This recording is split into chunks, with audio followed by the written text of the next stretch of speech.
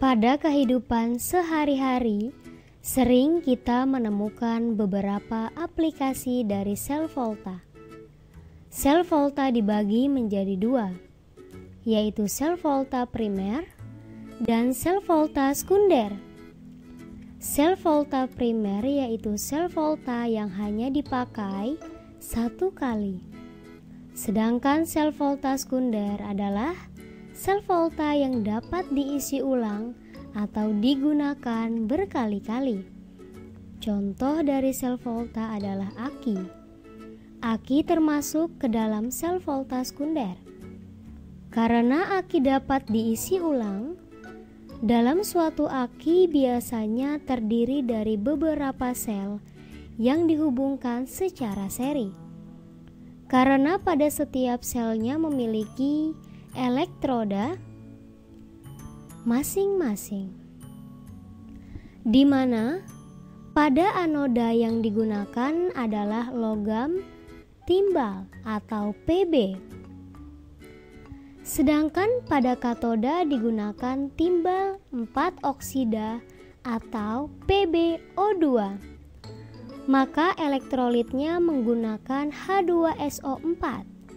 Reaksi yang terjadi pada anoda yaitu Pb ditambah HSO4 min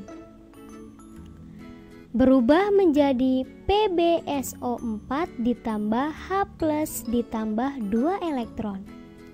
Sedangkan pada katoda yaitu PbO2 ditambah HSO4 min ditambah 3H plus ditambah 2 elektron sehingga menjadi PbSO4 ditambah 2H 2O. Dari hasil ini, baik anoda maupun katoda menghasilkan PbSO4 berupa endapan. Pada tiap sel ini akan menghasilkan beda potensial sebesar 2 volt.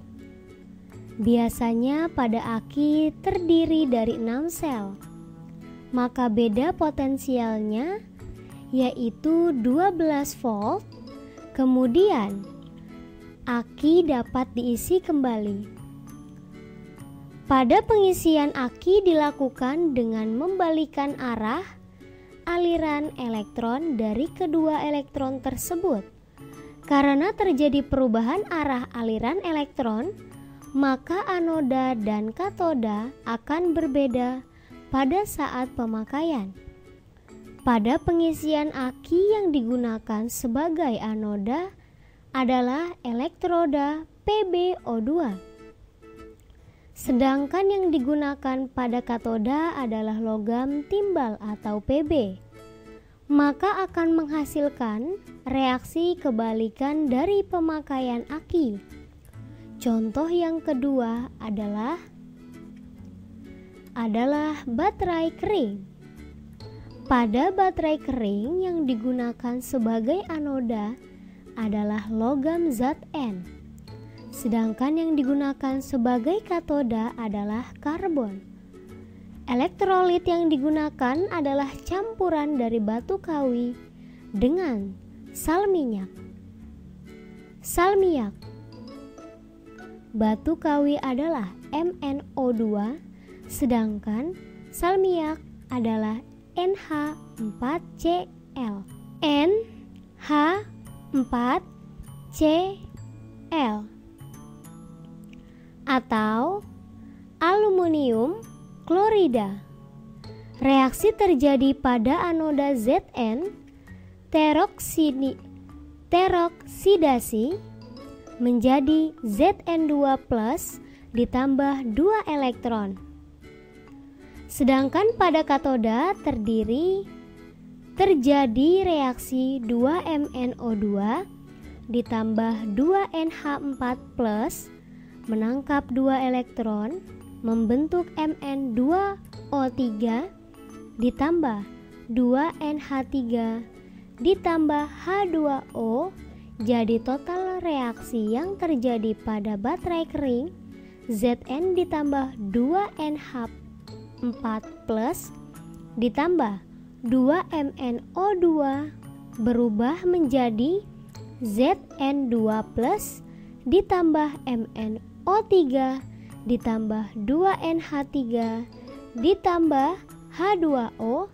Beda potensial yang terjadi adalah sebesar 1,5 volt.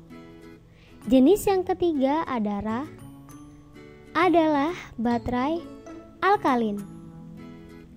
Pada prinsipnya, baterai alkalin ini sama dengan baterai kering, di mana anoda yang digunakan adalah logam Zn dan katoda yang digunakan adalah karbon. Yang membedakan adalah elektrolitnya. Elektron yang digunakan adalah campuran batu kawi dengan KOH. Lalu beda potensial yang dihasilkan oleh baterai alkalin sama dengan baterai kering, yaitu sebesar 1,5 volt. Tetapi baterai alkalin dapat bertahan lebih lama karena menghasilkan arus yang lebih besar. Total muatannya lebih banyak dari baterai kering biasa.